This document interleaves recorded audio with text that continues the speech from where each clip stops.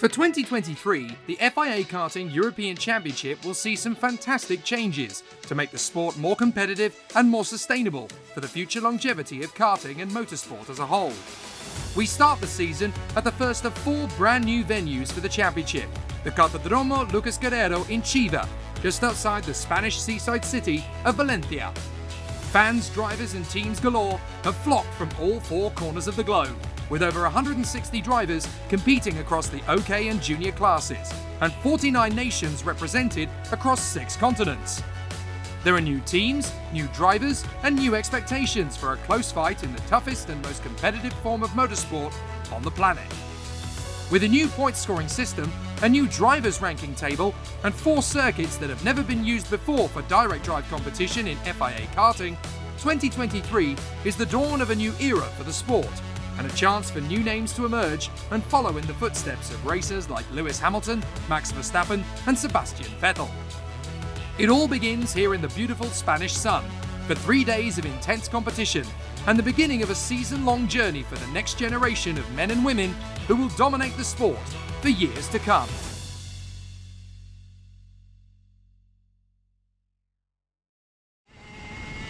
Local star Eloy Gonzalez will be our guide around the Kartodromo Lucas Guerrero. Flat out down the home straight and manoeuvre the kart through a wide right radius which tightens mid-apex. Back on the power, kissing the curb on the approach to the braking zone for the chicane, with only one clear path to keeping the kart straight and smooth. Now the circuit steers you right, but take care on the brakes as the kart will try to snap away from you. Then a dab of throttle to coax the chassis through the next left hairpin, but for the next few left-handers, you accelerate through each apex to really push the limits of what both body and kart can tolerate. A big braking point here and a natural overtake into the next left-hander. Then you switch direction for the right and keep the kart on the throttle for the duration of the next 2 corners. And then onto the back straight, the fastest point on the circuit. Through the flat-out right kink, you need to position the kart smartly ready for the braking point for the S's. Then a right-left-right complex needs precision and delicacy to align the kart perfectly on the exit to bring you down the home straight once more. Karting has almost as rich a history as Formula 1, and 18 of the current Grand Prix drivers raced in this very paddock at least once. The sport is just as technical and physically demanding, and can be just as dramatic. In the direct drive categories, the karts use 125cc direct-coupled water-cooled 2-stroke engines, and are limited to 14,000 revolutions per minute in junior and 16,000 in OK. Drivers are aged from 12 to 14 during the year in the junior category, and 14 and over in senior. The only significant difference between the 2 classes, other than age of driver and power limit of kart, is that the weight limit in OK is 10 kilograms heavier, and that the senior class kart has a power valve at the exhaust.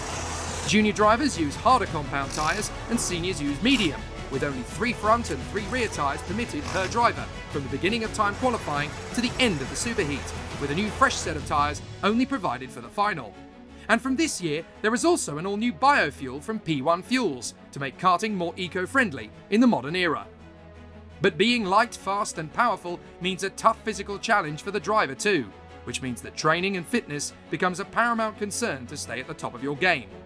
There are 2 types of racing driver here, those that use karting as a stepping stone to the world of car racing, and those that believe karting is the pinnacle, the most exhilarating and intense experience a racing driver can feel at the limit. Drivers past and present are here too, either in an engineering or coaching role, as the desire to nurture and develop the sport's future champions is also an exciting and rewarding challenge. With Formula 1 brands such as Mercedes, Red Bull and Ferrari all connected to the sport's DNA, and famous names either running their own chassis or teams, or even supporting their own child's racing journey, it's an assault on the senses for a young fledgling driver. The sounds, the smells, the colours, the credence, the pride of racing for your nation on an international stage. Nothing is more magical, more prestigious, and more breathtaking. At speeds the rest of us can only dream about, these young men and women take us on a sensational ride around the world and set off on an incredible voyage to achieve their potential and vanquish their demons. Karting is just about as tough and brutal as motorsport will ever get. Defeat is painful, but victory is majestic.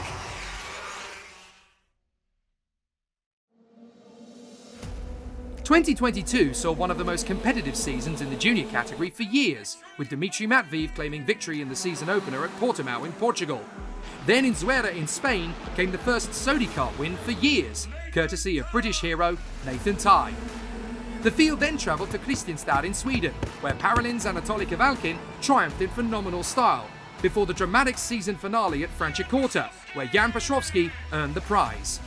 In the World Championship at Sarno came the fifth different winner of the season, Enzo Tarnvanichkul of Thailand. In OK Senior, things couldn't have been more different, as British star Joe Turney took the upper hand early on, with victories in Portugal and Spain, setting the tone for the captain of the Tony Kart squad. But by Sweden, the momentum had swung in favour of Kart Republic and their young megastar, Alex Powell of Jamaica. Winning both the final races of the season demonstrated the team's progress. But despite Powell's fantastic form, the title went the way of his teammate, the consistent Kian Nakamura-Berta. But dominance in Sarno gave Brazil's Matias Morgado the World Championship crown, and Brazil's first for almost a quarter of a century.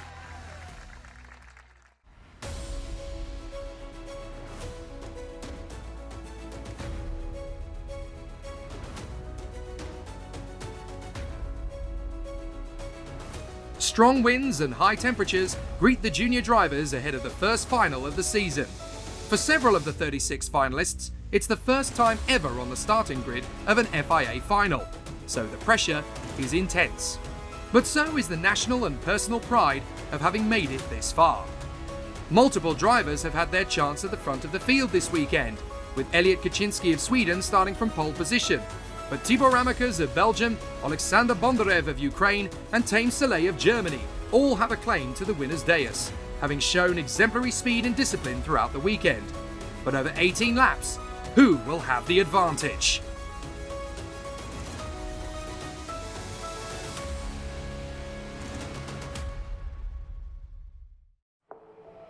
At the start, Kaczynski held the lead ahead of Bondarev and Zach Drummond, with Ramaekers consolidating around the outside and slotting into fourth. Jacopo Martinez and Kian Fardin were giving chase in the Kart Republics, and Martinez made the move on Ramaekers to clinch fourth instead, with Taym Saleh and Lewis Wherrell not far behind. The field started to settle into a rhythm, but Thibaut Ramaekers made his frustration perfectly clear when he made a bold move into the left hairpin at the end of the second sector, and reclaimed fourth place once again. Ahead of them, Kaczynski made a slight error out of the following right hairpin, and Bondarev made no issue of moving into the lead. Drummond was now working with them as the trio did their best to pull away from the pack. It was only a lap later that Drummond decided to take second himself, and the Parolin driver was looking strong, but so too was Ramaekers behind them. The next few corners became more about momentum than tactics, as Kaczynski knew he had to overtake Drummond or be overtaken himself. So as the Swede moved ahead, so too did the Belgian. All this gave Bondarev a gap up ahead. But there was more to come, as Ramaekers wasn't going to hesitate, and he overtook Kaczynski for second, taking Drummond and Martinez with him. It was particularly frustrating for the Swede, who had started from pole. Drummond was keen to move up again, and a few corners later, he reclaimed second once more. But the pace of the VDK Racing driver was clear for all to see, and the Belgian wouldn't be held back for long. As he returned to second position, Kaczynski was able to move ahead of Martinez once more in the same corner. Taym Saleh saw his chance to move ahead, but on the exit, Martinez shut down the move, and Kian Fardin moved ahead at the same time. There were great battles further back too, as Luna Flusha skated over the curb at the final chicane. But her great performance over the weekend wasn't done yet. Despite nearly crashing out, she kept her nerve and held on to the inside line during a titanic grudge match between 8 other drivers. She was lucky to dodge the carnage, as it would be game over for Noah Montero and Dries van Langendonk, with Jindra Pezel and Christian Costoya only just managing to escape the melee. For the Portuguese and Belgian drivers, it was so near yet so far, as both had impressed in the top 5 throughout the weekend's qualifying heats. Sadly, Costoya would later take a penalty, as his front fairing came loose. With a gap to make up, Ramaekers worked hard to pursue Bondarev and find the time to close up on his rival. And with smooth precision and delicate manoeuvring, it wouldn't be long before he was on his tail.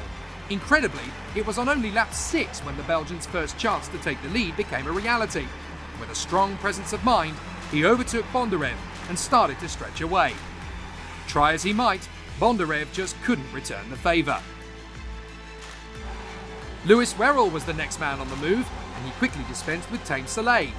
He was in pursuit of the podium, and the Forza Racing driver was clearly in no mood to take his time about moving up through the field, as he would scythe past his opposition one by one. Sadly, the day would end early for Colombian star Matías Orihuela, as his first race for the Leclerc by Lennox Racing squad was over. And the team's woes were compounded further as his teammate Noah Wolff would also end the final on the sidelines. It was a disappointing end for both men. By the halfway stage, Wherrell had caught Martinez, who was determined not to lose more time, and he frantically defended his position with all his strength, much to Wherrell's fury. Half a lap later, and Wherrell elected to try the safer method into turn 1, and despite a little resistance, he managed to cement the move, and up to 4th he went. It wouldn't be long before Taym Saleh was making his own impression and overtake on the Italian, but behind them both, a more serious threat was emerging in the lightning-fast Stefan Antonov, who was making everybody sweat. Just a few corners after the move, he doggedly stormed alongside his teammate and made sure he wasn't challenged on the exit. Having recovered from last in every heat after being excluded from qualifying, this was an amazing comeback charge for Antonov. It was looking more like plain sailing for Thibaut Ramaekers as he continued to set the pace, and after a string of fastest laps, it was clear that nothing bar a mechanical failure was going to prevent him from clinching victory. There was a sad conclusion for Ethan Lennon, as his expert didn't go the distance, and his teammate Lewis Wherrell would now have to uphold the squad's honour alone up front. By now, he had caught Drummond, and he surged in front to snatch the final place on the podium for the time being. But could he keep it? These two drivers were now quite used to battling each other, and they have a lot of respect for their opponent. It was demonstrated in earnest when Drummond made his next move, and there was space enough given to ensure there was no collision. Incredibly, just a few corners later, Wherrell would make another dive inside Drummond, and third position was his once more. Wherrell felt he had to defend from that moment, and Saleh saw an opportunity to overtake Drummond, which he did with solidarity. Antonov was now looming behind them both, and there was a genuine chance that the Kart Republic driver could climb all the way to the podium. His first big move was on Drummond, which not only worked, but unsettled the Scotsman in the final chicane. Elsewhere, Al-Baksoy and Alphonse Mietinen would come unstuck in their first weekend of the year, with neither driver being able to restart. Fardin then duelled with Martinez, but their slight contact held both men up, and Drummond saw his own chance to move up 2 positions, which he seized gladly. In the closing stages, Drummond would struggle to keep his rivals at bay, as Fardin crept ahead, but Martinez and the Austrian talent Niklas Schaufler were able to move ahead of both men in one move. Flusha bounced back in style too, until Fardin decided he wasn't happy with that. The momentum lost gave Davide Bottaro and Salim Hanna the chance to cut through. Bottaro and Hanna weren't finished yet, as they both saw the gap alongside Fardin as a risk worth taking, and both were successful.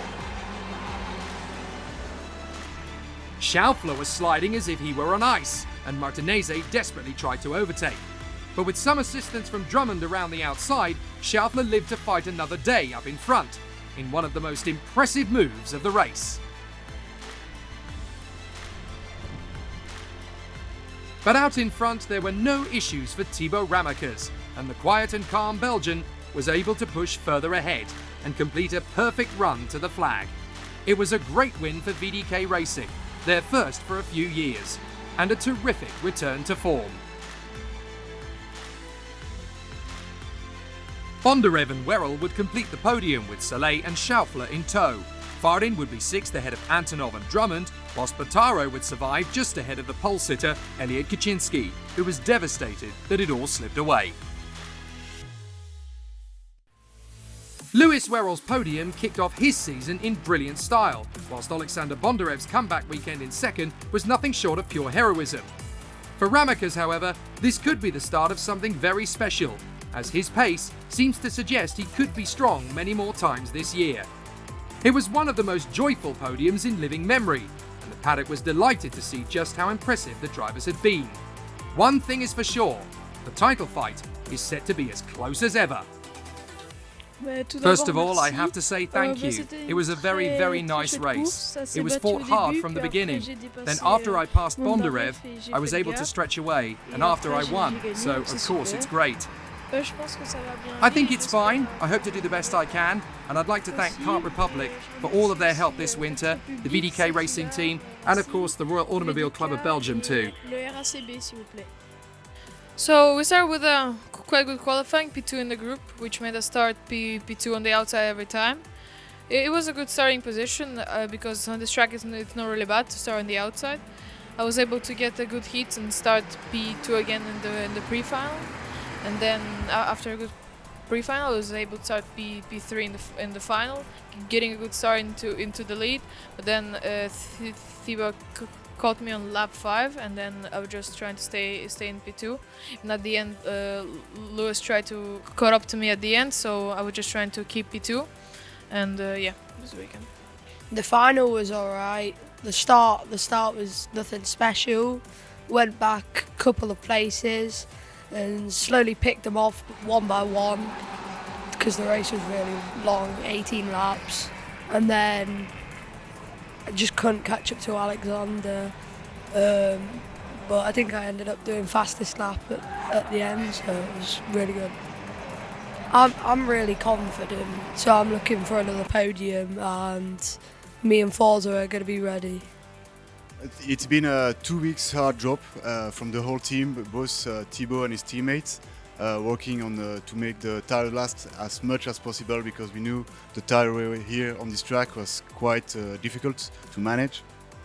So yeah, the whole crew did an outstanding job fine-tuning the setup through 2 weeks of pure racing here. So yeah, we are definitely happy with this result. Well, it's pretty soon to think about this yet, 3 more races to go. But yeah, definitely it's something we are aiming for, and we are definitely looking for first title with Kart Republic.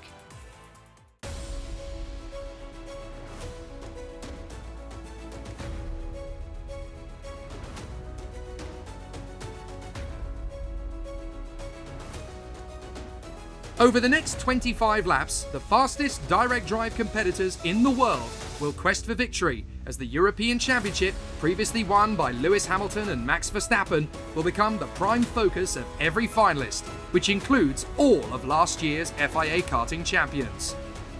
From qualifying through to the heats, nobody has beaten Gabriel Gomez so far this weekend, as the Brazilian in the CRG has been in dominant form. But that doesn't mean he'll have an easy final, with Rene Lammers, Thomas Stoltjemanis and Jan Przyrowski all giving chase behind him. And who knows what Alex Powell or Joe Turney could produce after their wins in 2022. It's time to fight for glory.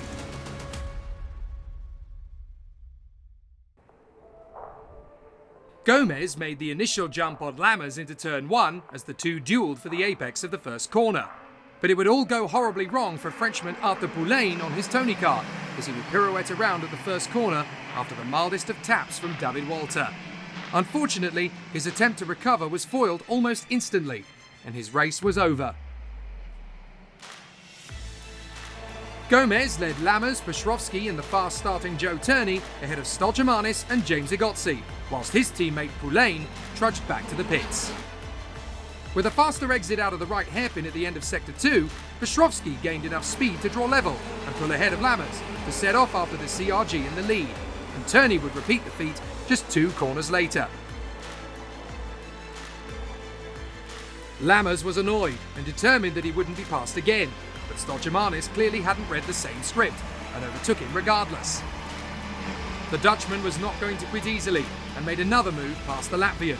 The chain reaction made by the overtake was enough to create a gap for Luigi Coluccio to pass Igozzi as an afterthought. Once Turney had found his natural pace, he lunged ahead of Przyrowski on lap 5, and second position was relatively easy to claim. His next target, Gomez. Masterfully, it only took him another 2 laps to move close enough for a look. When the move appeared into turn 1, it was daring and decisive in equal measure, and the lead belonged to the Brit. This was not in the game plan for Gabriel Gomez, who had not come this far to win every heat and then lose the final. So at the first chance to bounce back, he dived up the inside. But Turney could see the move was coming and adopted a slow-in, fast-out approach, losing the lead for only a few metres. Seeing how fast Turney was, Przyrowski knew he would need to react quickly, and he made a brave move of his own. But it worked beautifully, and the Tony Kart driver was now to second, and eager to keep in touch with the Kart Republic ace up the road. Jules Caranta's maiden voyage in senior was cut short after a thrilling battle saw him end his race in the tyre wall. Alex Powell made every effort to bounce back and make a move on Gomez, but the Brazilian just wouldn't give him enough space. David Walter was having a great race and made a move on Nathan Tighe. If he hadn't have lost the qualifying heat on Saturday due to mechanical failure, he could have been challenging for the win. The podium was looking fairly secure by this stage, but Turney was still under pressure, whilst Gomez would keep the lead of the championship if he remained in P4 ahead of Powell. Walter made the move again, this time on Stolchemanis, clearly fired up by the knowledge he'll race on home soil later this year. Coluccio left his move on Powell quite deep into the braking zone, leaving the Jamaican no choice but to be the second Prema driver in as many races to take to the curbs. Despite all the pressure piled on throughout the final laps, Turney was smooth and supreme, and he won in Spain for the second year in succession. And just like last year, he won the season opener. With pace like this, perhaps 2023 could finally be the Englishman's year. But there's still a long way to go. His jubilation on the slowing down lap showed everyone just how much it meant. Przyrowski and Lammers finished less than a second back from Turney, with Gomez sealing the championship lead ahead of Powell and Coluccio. Walter remained ahead of Stolchemanis and Anatoly Kavalkin, whilst Kian Nakamura Berta completed the top 10. For the Dutchman on the Parolin and the Polish ace on the Tony Kart, this would be their first trips to the OK podium at their first attempt, and it looks like both men can sustain the speed through the year. For Turney, it's his third win in the FIA Karting European Championships, and on his debut for Kart Republic 2. But could he translate this early form into his maiden FIA Karting crown? Yeah, not an easy week at all. The track was a bit different to 2 weeks ago, I think, so we had to make some adjustments, but in the end we knew we had speed and managed to find it all at the right time in the final. Well, I think if you look at the results in the past, then you'd say that Kart Republic's a team to be with to win the European and the World Championship and many other championships, so I hope that I can help them win another. No, the week went pretty well. Starting off with qualifying, we had the pace. During the heats we also had pace, and final just was lacking a little bit, but at the end was quite okay. I hope I will keep it, and I hope I manage to get like the many podiums this year, and just need to stay calm for the next 3 rounds and we see. I think the pace has been very good. In the beginning of the weekend we were struggling a bit, but we managed to adjust the chassis and the engine and get on pace. I mean, yeah, the goal is just to stay consistent throughout the whole championship so I can gather the points together, but I think it's going to be fine in the other rounds as well. Oh, first of all, we find a very good driver. We use a lot of our time to make a lot of testing in Valencia to prepare much as possible this race, because it's the first round and we want to be prepared. We have with setup right and engine right, everything right for this race. Now we have to focus immediately to the second one. The good thing is all our team is very prepared, because now all our staff is all the staff together, and we work already 10 years together. My second boss and my mechanics, everybody, and that I think make a very the difference also.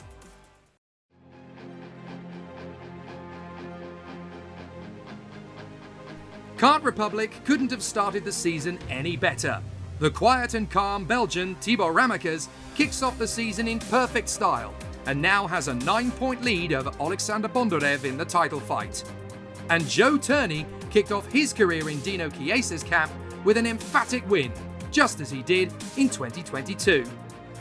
But the weeks ahead will be tougher than ever before, as now the competitors have to prepare for a circuit that only a handful of the drivers have ever even seen before.